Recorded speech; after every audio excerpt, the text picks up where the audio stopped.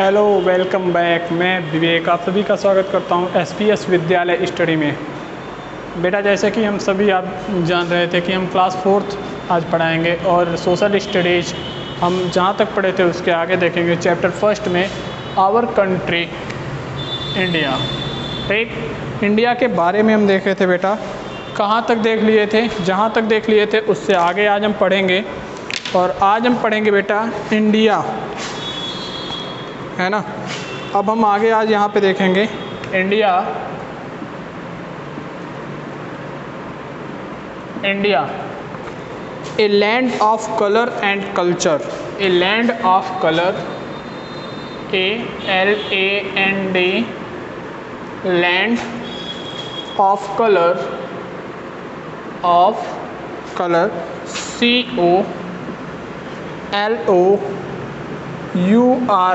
Colours and culture, CULTURE। बेटा यहाँ पे ध्यान रखना, है ना। India a land of colour and culture, है ना, है ना। इसका हिंदी देखेंगे बेटा। कलर मीन्स होता है रंग, रंग और संस्कृति। कल्चर मीन्स होता है संस्कृति, है ना। रंग और सांस्कृतिक का देश कौन सा है? इंडिया। समझ में आ रही बात? भारत एक कलरफुल और यहाँ पे कल्चर यानी कि संस्कृति की बात होती है बेटा। कल्चर बहुत इंपॉर्टेंट चीज़ होता है, ठीक है। तो एक एक पॉइंट को हम बेटा देखेंगे, उसके बाद हमें क्या लिखना है उस चीज़ को हम देखेंगे, ठीक है। तो यहाँ पे बोला जा रहा है people in India have different religions, है ना। बिल्कुल, रिलीजन्स मीन्स होता है बेटा, है ना। रिलीजन्स मीन्स होता है धर्म, ठीक है। People in India have different religions. यहाँ इंडिया के जो पीपल हैं, इंडिया के जो लोग हैं, वो डिफरेंट धर्म के, अलग अलग धर्म के लोग हैं यहाँ पे, ठीक है। दे स्पीक डिफरेंट लैंग्वेजेस, है ना। ये जो है अलग अलग भाषाएं बोलते हैं, है ना। इनका अलग अलग भाषा है, ठीक है। They have different culture and different social traditions, है ना। यहाँ के लोगों का अलग अलग क्या है? सांस्कृतिक है। और यहाँ के लोगों का अलग अलग रिवाज। बेटा यहाँ पे ध्यान रखना, सोशल ट्रेडिशन मीन्स होता है, ट्रेडिशन मीन्स होता है प्रथा या रिवाज, है ना। तो अलग अलग रीति रिवाज भी होते हैं यहाँ के लोगों के। येट दे आर यूनाइटेड, ये सारे, लेकिन ये सारे क्या हैं? संयुक्त हैं। ये क्या हैं? सारे यूनाइटेड मीन्स होता है बेटा संयुक्त, है ना, संयुक्त हैं। This is the cultural beauty of India. यह क्या है? एक ब्यूटीफुल यहाँ पे कल्चर देखने को मिलता है। जितने भी कल्चर हैं बेटा, एक काफ़ी अच्छा कल्चर देखने को हमारे इंडिया में मिल जाता है, ठीक है। ये काफ़ी अच्छा कल्चर देखने को मिल जाता है बेटा, यहाँ पे ध्यान रखना।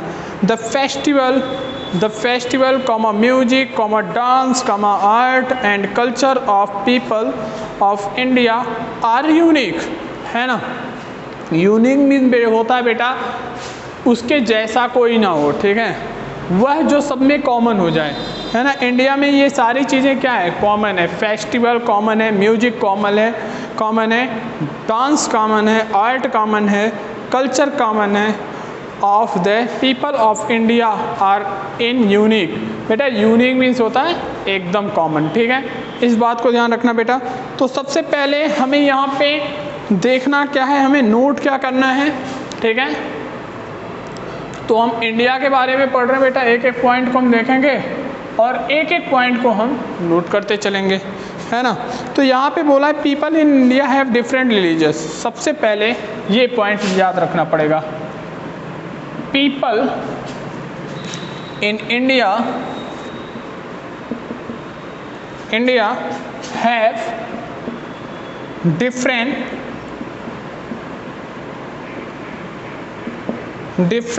religious,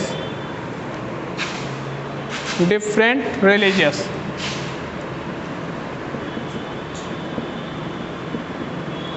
रिलीजन्स मीन्स होता है बेटा धर्म, रिलीजन्स मीन्स होता है बेटा, यहाँ पे लिख लेना धर्म, रिलीजन्स मीन्स होता है बेटा धर्म, ठीक है।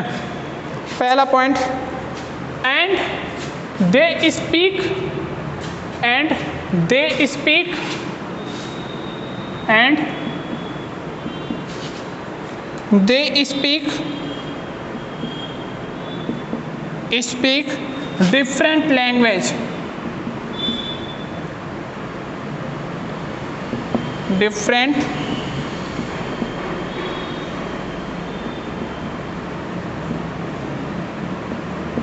लैंग्वेज, है ना। और वे क्या बोलते हैं, अलग अलग भाषा बोलते हैं। They have different culture, and they have different culture, and they have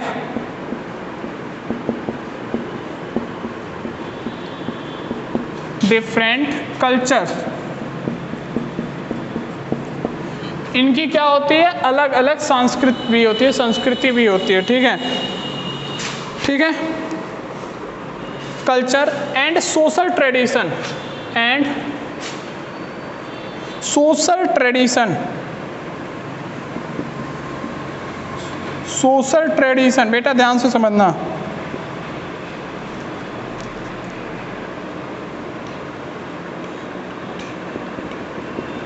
social traditions, ठीक है। ध्यान रखिएगा बेटा, इतना चीज़ तो ध्यान रखना है आपको, ठीक है, काफ़ी इम्पोर्टेंट है, इतना पार्ट आपको ध्यान रखना है। क्या ध्यान रखना है, पहले एक बार समझ लेते हैं।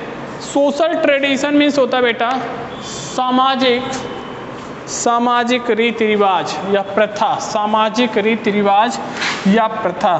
सोशल ट्रेडिशन मीन्स होता है बेटा सामाजिक रीति रिवाज या प्रथा। यहाँ पे देखेंगे हम लोग, सोशल ट्रेडिशन मीन्स होता है सामाजिक रीति रिवाज या प्रथा।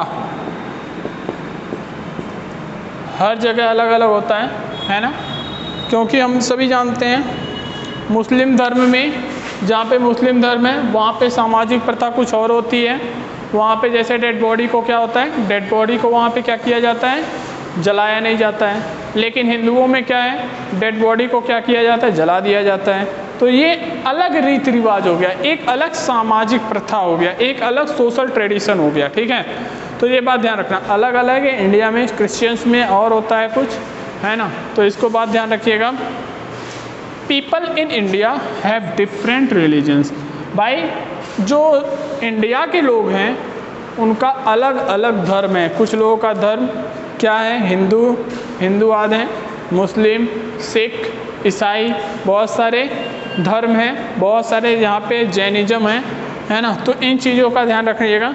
Next, they speak different languages, है ना, वो अपनी अलग अलग भाषाएं बोलते हैं, है ना, वो अपनी अलग अलग भाषाएं बोलते हैं। जैसे कोई हिंदी बोलता है, कोई तेलुगु बोलता है, कोई तमिल बोलता है, कोई इंग्लिश बोलता है। तो बहुत सारी चीज़ें अलग अलग लैंग्वेजेस हैं, कोई उर्दू बोलेगा, ठीक है।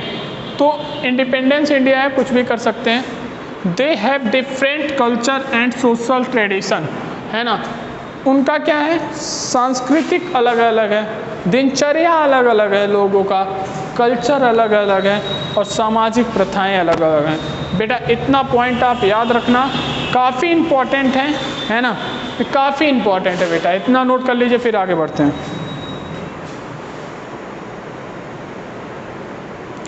नोट करो बेटा जल्दी जल्दी।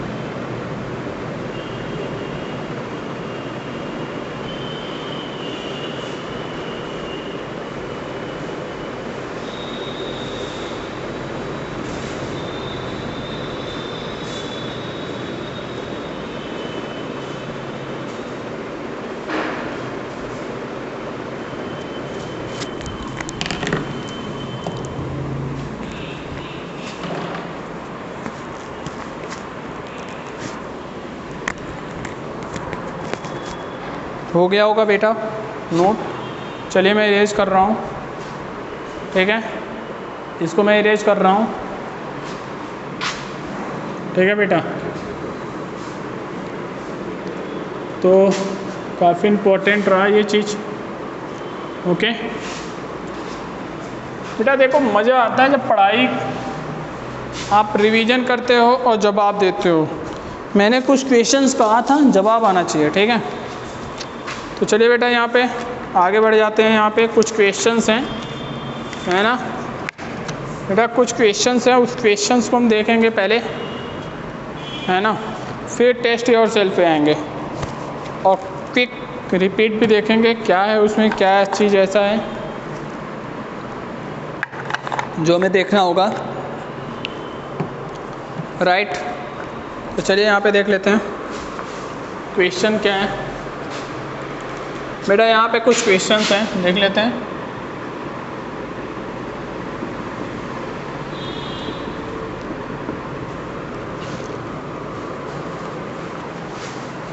तो यहाँ पे क्या कर रहा है, what is the difference between A state and A union territories, है ना। पहले क्वेश्चंस की तरफ बढ़ते हैं बेटा। यहाँ पे क्या लिखा गया है, what is the difference between, बेटा बिटवीन ऐसे भी लिखा जा सकता, ऐसे भी लिखा जाता है, between A state and A union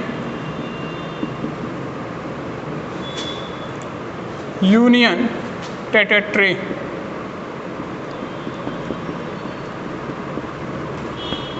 तो ये काफ़ी इम्पोर्टेंट है, ठीक है, ध्यान रखना। पहले समझ लेते हैं क्वेश्चन क्या क्या रहा है, फिर उसके बाद हम इसके लैंग्वेज को लिखेंगे।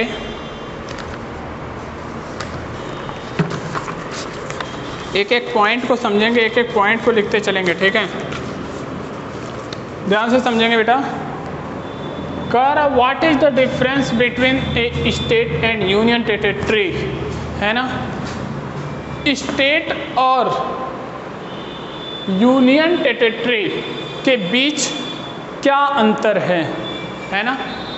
स्टेट मीन्स होता है बेटा राज्य, यूनियन टेरिटरी मीन्स होता है संघ शासित प्रदेश, है ना, ये बात ध्यान रखना।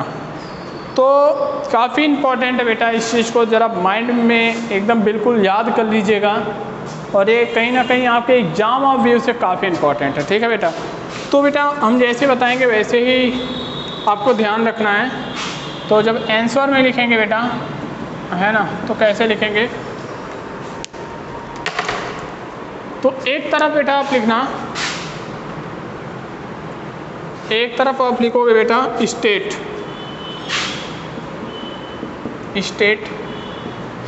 और दूसरी तरफ लिखोगे बेटा union territory, UNION TERRITORY, union territory.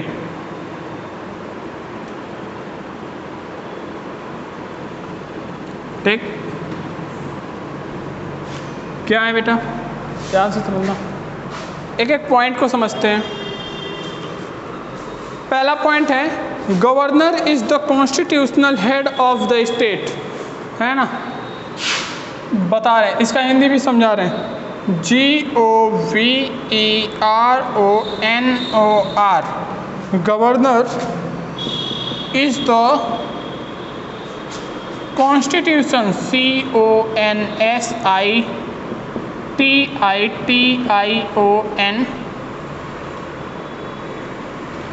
Constitutional head, HEAD, बेटा ये एक जी है, समझा रहे हैं, head of the state.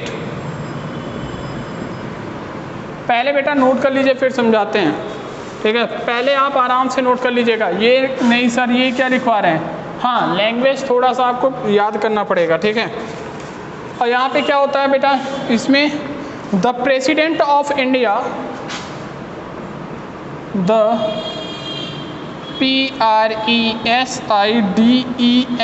President of India is the executive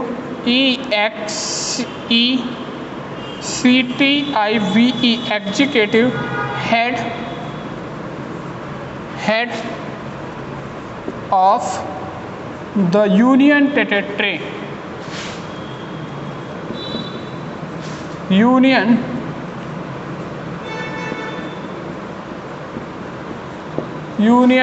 बेटा ध्यान से समझना, ठीक।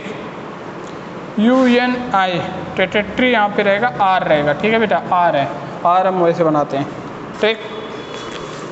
सेकंड पार्ट की बात करते हैं बेटा,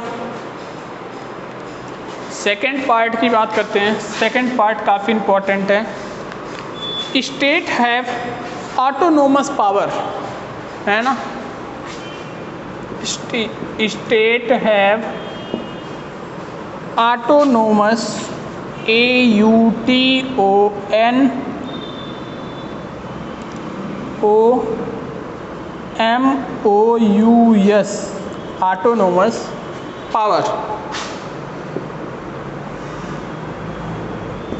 पावर, है ना।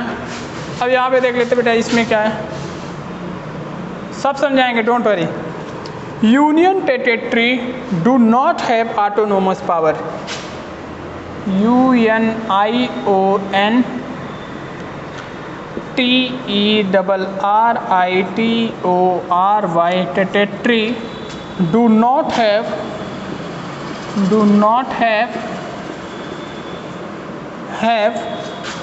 Autonomous power, AUTO autonomous, NOMOUS autonomous power. बेटा ध्यान से समझना, ये डिफरेंस होता है। अब ज़रा इसको समझ लेते बेटा, तब नोट करिएगा। पहले हम लोग समझ लेंगे, फिर आप नोट कर लेंगे, और काफ़ी इम्पोर्टेंट ये बात है दोनों, है ना। ये दोनों बातें काफ़ी डिफरेंट है बेटा। अब क्या करें बेटा, क्वेश्चन ऐसा आ गया तो थोड़ा लैंग्वेज आपको लिखवाना बहुत ज़रूरी होता है। घबराने की कोई बात नहीं है बेटा, है ना, घबराने की कोई बात नहीं है, ध्यान से समझना। हम क्या देख रहे हैं बेटा, question, what is the difference between state and union territories, है ना। यूनियन टेरिटरीज और स्टेट में के बीच क्या अंतर होता है, इस बात को हम देखने जा रहे हैं। तो हम पहला देखें स्टेट, और दूसरा हम देख रहे हैं यूनियन टेरिटरी, ठीक है। तो सबसे पहला पॉइंट यहाँ पे क्या बोला है, governor is the constitutional head of the state. देखिए कॉन्स्टिट्यूशन मीन्स होता है, कॉन्स्टिट्यूशनल मीन्स होता है संवैधानिक, है ना, कॉन्स्टिट्यूशनल मीन्स होता है संवैधानिक, है ना। गवर्नर मीन्स होता है जो गवर्नमेंट चलाए, ठीक है ना, गवर्नर। कॉन्स्टिट्यूशनल मीन्स होता है संवैधानिक, ध्यान से समझ लीजिए बेटा। तो स्टेट का गवर्नर संवैधानिक रूप से क्या होता है, हेड होता है। संवैधानिक रूप से क्या होता है, स्टेट का जो हेड होता है वो कौन होता है, गवर्नर। गवर्नर में जो गवर्नमेंट चलाएगा वो गवर्नर होता है। गवर्नर जो होता है स्टेट का, वो कॉन्स्टिट्यूशनल रूप से हेड होता है स्टेट का, ठीक है। तो यहाँ पे पहला पॉइंट समझ में आ गया होगा। इसमें पहला पॉइंट समझ लेते हैं। इसमें जो होता है, the president of India is the executive head of the union territories. बेटा इसमें देखो, इसमें जो होता है यूनियन टेरिटरीज का जो हेड होता है वो राष्ट्रपति होता है, प्रेसिडेंट होता है। वो किस फॉर्म में होता है, एग्जीक्यूटिव फॉर्म में, यानी कि डायरेक्ट फॉर्म में नहीं होता है, इनडायरेक्ट फॉर्म में होता है, ठीक है। एग्जीक्यूटिव फॉर्म में होता है बेटा, यहाँ पे ध्यान रखना। और डायरेक्ट फॉर्म, इनडायरेक्ट फॉर्म क्या होता है सर, डायरेक्ट फॉर्म जो वहाँ पे किसी भी सिचुएशन में कोई भी वर्क, कोई भी डिसीजन बिना किसी परामर्श के ना ले सके, उसे डायरेक्ट फॉर्म कहते हैं। इनडायरेक्ट फॉर्म में बेटा क्या होता है, इसमें प्रेसिडेंट को किसी के परामर्श की ज़रूरत नहीं होती है, ठीक है। जैसे अभी कुछ दिन पहले बेटा, जब आप लोग सुने भी होंगे, आर्टिकल 370 कश्मीर समस्या जो थी, है ना, उसकी बात मैं कर लेता हूँ बेटा। उससे पहले लद्दाख वगैरह में क्या हुआ करता था, वो किसके अंतर्गत आता था, प्रेसिडेंट के अंतर्गत आता था और यूनियन टेरिटरीज के अंदर आता था। जब आर्टिकल 370 हट गया तो वो क्या हुआ, यूनियन टेरिटरी वहाँ से ख़त्म हो गया और वह क्या हुआ, एक राज्य बन गया। तो यहाँ पे ध्यान रखिएगा, the president of India is the executive head of the union territories. तो यहाँ पे बेटा काफ़ी इंपॉर्टेंट पॉइंट है और काफ़ी अच्छा पॉइंट है, यानी कि यूनियन टेरिटरी का जो हेड होता है वो प्रेसिडेंट होता है। ठीक है, किस फॉर्म में होता है, एग्जीक्यूटिव फॉर्म में होता है। काफ़ी इंपॉर्टेंट पॉइंट है, नोट कर लीजिएगा बेटा, समझ लीजिएगा। कभी भी कोई पूछेगा स्टेट का कौन सा हेड होता है, गवर्नर हेड होता है। किस फॉर्म में हेड होता है, कॉन्स्टिट्यूशनल फॉर्म में, संवैधानिक रूप से हेड होता है, मेन होता है। और यूनियन टेरिटरी का कौन हेड होता है बेटा, वो होता है प्रेसिडेंट। किस फॉर्म में होता है, वहाँ पे एग्जीक्यूटिव फॉर्म में होता है। ठीक है बेटा, ये बात ध्यान रखिएगा। नेक्स्ट देख लेते हैं बेटा, state have autonomous power. State जो राज्य होते हैं बेटा, वो उनके पास ऑटोनोमस पावर होता है, उनकी खुद की गवर्नमेंट होती है। ऑटोनोमस मीन्स ये होता है बेटा खुद की, जो खुद की हो, है ना। ऑटोनोमस मीन्स बेटा हो जो खुद की हो। अब आपका अपना घर है तो आपका उसमें अपना पावर चलेगा कि नहीं चलेगा, आपका अपना घर है तो आप जिसको चाहोगे रखोगे, जिसको चाहोगे निकाल दोगे, क्योंकि वो आपका क्या है, वो आपका ऑटोनोमस चीज़ें हैं। यानी कि आपका पेंसिल, आपका पेन, आपका किताब, ये सारी चीज़ें क्या हैं, आपकी हैं ना, किसी और की तो नहीं है। तो वो ऑटोनोमस हो गए। जिसकी खुद की चीज़ें हों उसे बोलते हैं ऑटोनोमस, है ना, उसे बोलते हैं ऑटोनोमस। जो चीज़ें खुद की होती हैं उसे बोलते हैं ऑटोनोमस। तो यहाँ पे बेटा state have autonomous power. State के पास, किसी भी राज्य के पास उसके खुद की गवर्नमेंट होने के कारण उसका खुद का पावर भी होता है। अब जैसे फॉर एग्जांपल मैं आपको बता दूं, उत्तर प्रदेश में हम सभी रहते हैं, तो उत्तर प्रदेश का अपना एक पावर है, क्योंकि उत्तर प्रदेश की अपनी एक पुलिस व्यवस्था है, प्रशासन व्यवस्था है ना। ये सारी चीज़ें क्या होती हैं, ऑटोनोमस चीज़ें होती हैं। अब उत्तर प्रदेश को कोई भी काम अगर करना होगा उत्तर प्रदेश के अंदर, तो वो स्टेट गवर्नमेंट का सलाह क्यों लेगी, है ना, या फिर किसी और स्टेट का सलाह क्यों लेगी, या फिर किसी और सेंट्रल गवर्नमेंट का काम क्यों करेगी, है ना। वो अपना ऑटोनोमस बॉडी है, वो अपना काम करने के लिए इंडिपेंडेंस है, इसलिए वो अपना काम आसानी से कर सकती है। जो अपना काम किसी के हेल्प के बगैर या किसी के बिना परमिशन के कर ले, उसे हम बोलते हैं ऑटोनोमस, यानी कि उसकी खुद की पावर होती है बेटा। ये बात ध्यान रखिएगा, काफ़ी इंपॉर्टेंट पॉइंट है बेटा, ये बात समझते चलो मेरे साथ। अब यूनियन टेरिटरी की बात कर लेते बेटा, काफ़ी इंपॉर्टेंट है। Union territory do not have autonomous power. इनके पास कोई ऑटोनोमस पावर नहीं होता है। ये बिना सेंट्रल गवर्नमेंट के हेल्प के कोई काम नहीं करते हैं बेटा, यहाँ पे ध्यान रखिएगा। ये बिना सेंट्रल गवर्नमेंट के हेल्प के कोई भी काम नहीं करते हैं। अभी जम्मू एंड कश्मीर में कुछ दिन पहले क्या होता था बेटा, कुछ दिन पहले पथराव होता था, कुछ दिन पहले वहाँ पे मिलिट्रीज मारे जाते थे। तो वहाँ पे सेंट्रल गवर्नमेंट यानी कि नरेंद्र मोदी के द्वारा वहाँ पे मिलिट्री को बढ़ाई जाती थी, मिलिट्री को पावर दी जाती थी। वहाँ के प्रेसिडेंट पीएम से कहते थे कि वहाँ पे झगड़ा हो रहा है, मार हो रहा है, वहाँ पे लगाइए, तो ये ऑटोनोमस पावर होता है। ठीक है बेटा, नॉन ऑटोनोमस पावर होता है जिससे किसी की परमिशन लेनी पड़े कि आप ये काम हो रहा है, ये वहाँ पे करिए।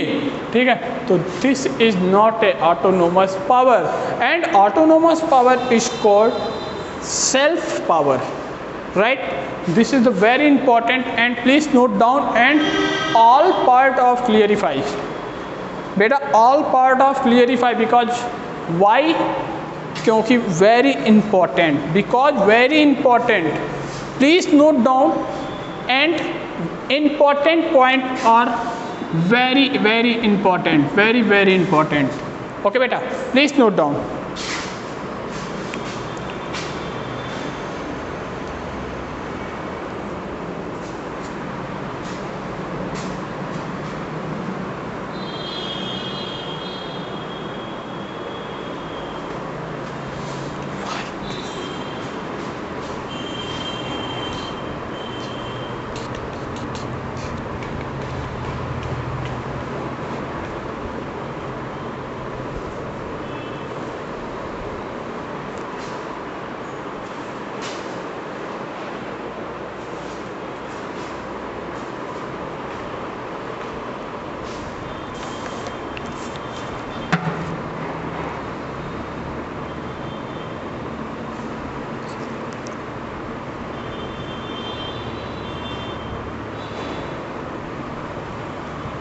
चलो बेटा नेक्स्ट क्वेश्चंस की बात कर लेते हैं। इसको इरेज कर दें बेटा, इसको इरेज कर दें, इरेज कर रहे हैं बेटा, दूसरे क्वेश्चंस की बात कर ले रहे हैं। राइट, नोट कर लीजिए बेटा, याद कर लीजिए, काफ़ी इंपॉर्टेंट है। अगर फिर भी ना समझ में आएगा लेक्चर को देखिए, लेक्चर से नहीं समझ में आ रहा है तो हमें पर्सनली आके मिलिए, स्कूल पे हम आ जाएंगे आपकी हेल्प करने के लिए, और काफ़ी अच्छा लगेगा मुझे जब आप मेरे सामने होंगे। ठीक है, नाउ नेक्स्ट क्वेश्चन की बात कर लेते बेटा।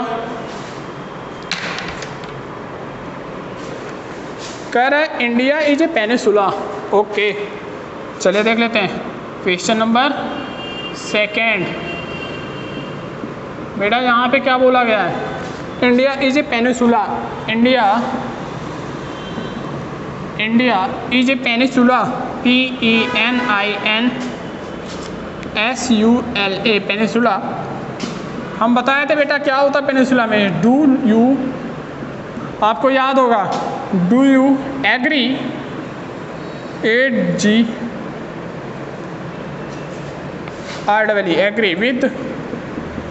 Agree with this. और फिर इन्होंने बोला जस्टिफाइड योर आंसर। भाई इन्होंने डायरेक्टली नहीं, इनडायरेक्टली फॉर्म में आपसे रीजन भी पूछ रखा है ना। इस चीज़ को पहचानो, जस्टिफाइड करने के लिए बोल दिया बेटा। यहाँ पे मैंने बताया था है ना कि पेनिसुला मीन्स होता क्या, पिछले ही क्लास में मैंने बता दिया था पेनिसुला होता क्या है बेटा। इसे बोलते हैं पठार, है ना। हिंदी में क्या बोलते बेटा, इसे बोलते थे पठार, इसे बोलते थे पठार, बोलते थे कि नहीं बोलते थे, है ना। चलिए, तो इन्होंने क्या बोला है, India is a peninsula, do you agree with this, है ना। अगर आप एग्री हैं, जस्टिफाइड योर आंसर। भाई पेनिसुला है, इंडिया एक पठार है ना। भारत एक पठार है। अगर तो क्या आप इस बात से एग्री हैं, भारत एक पठार है? अगर एग्री हैं तो फिर इस चीज़ को जस्टिफाइड करिए। कैसे जस्टिफाइड करेंगे बेटा, चलिए जस्टिफाइड कर देते हैं हम लोग जल्दी से। बिल्कुल जी हाँ, इंडिया एक पठार है, ये तो बिल्कुल सही है। 9 लिखेंगे कैसे आंसर, आंसर लिखने का आर्ट देख लीजिए ज़रा। आंसर राइटिंग भी एक कला होती है, एक आर्ट होता है, एक ड्राइंग होता है। अब ये मत कहना सर ये कैसे ड्राइंग हो गया। It is the very important and very very very very important questions. ठीक है, देखो कैसे करते हैं। India is a peninsula, do have agree with this, justified, है ना, your answer. Okay, no, India is called Indian peninsula. India को क्या बोलते हैं, इंडियन पेनिसुला बोलते हैं। ठीक है, India is called Indian peninsula. ठीक है बेटा, यहाँ तक समझ जाना। बिकॉज, अब यहाँ से आपका आंसर का जवाब है बिकॉज, BECAUSE, बिकॉज इसे पढ़ा जाता है ना। Because it is surrounded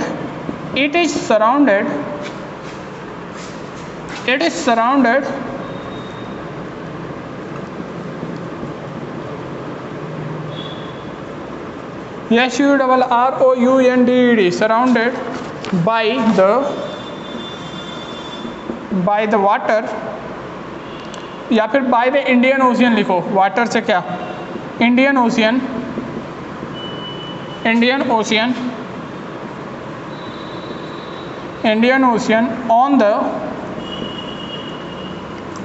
on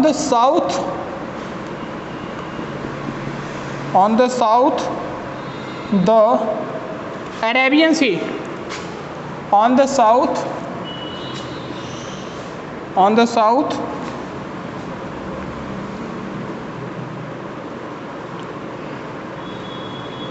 the Arabian Sea,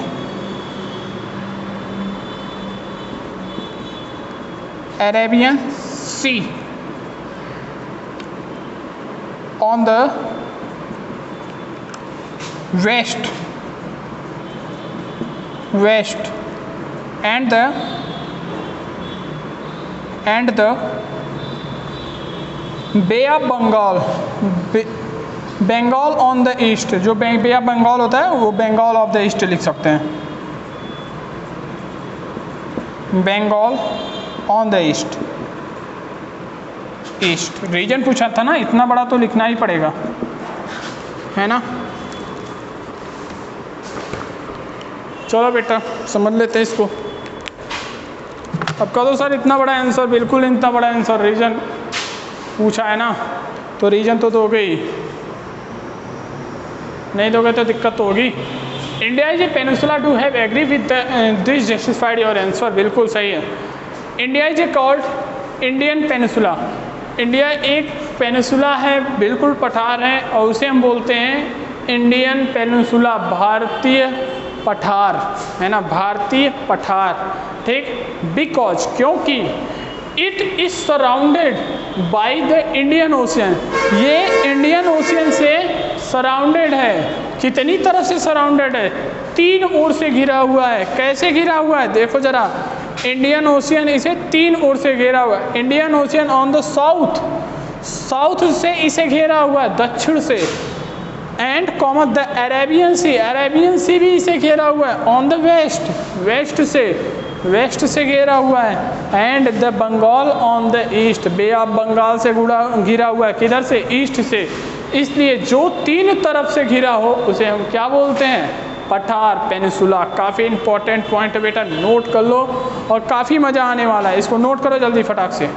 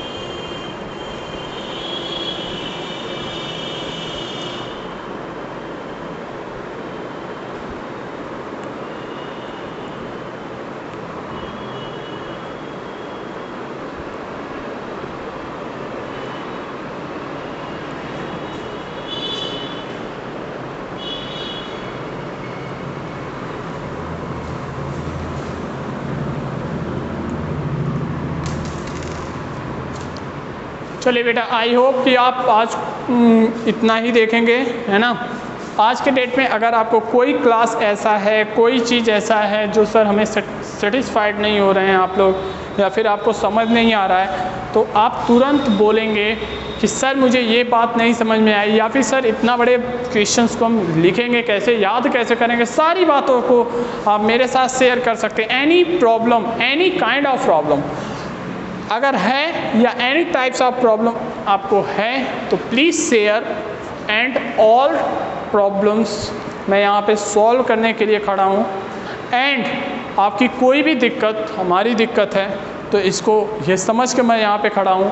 और काफ़ी इम्पोर्टेंट है ये सारी चीज़ें, आप इसको पढ़िए और आराम से पढ़िए, कोई दिक्कत की बात नहीं है बेटा, है ना।